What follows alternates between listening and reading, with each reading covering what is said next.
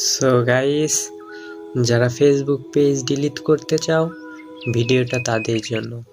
তো Facebook page delete করার জন্য এই ভিডিও সম্পূর্ণ দেখুন, না টেনে, এবং আমাকে সাপোর্ট করার জন্য অনুরোধ রইল, যাতে এইরকম ভিডিও আরও আপনাদের আমি উপহার দিতে পারি।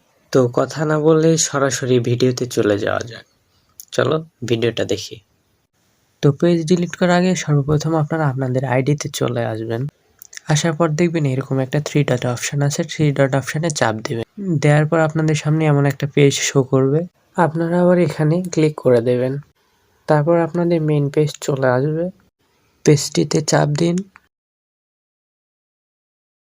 আবারও 3 ডটে চাপ দিন।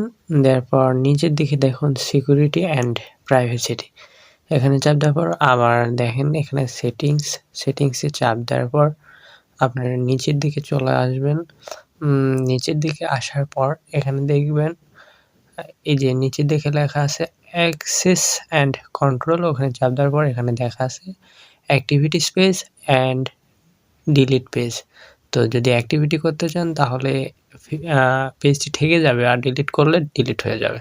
তো আমি ডিলিট দিলাম, তারপরে এই যে কন্টিনিউ চাপ দেওয়ার পর এখানে দেখেন কিছু ম্যানুয়াল আছে, আপনি কেন ডিলিট করতে চাচ্ছেন সেগুলোর দরকার নাই, আমি কন্টিনিউ করে দিয়েছি।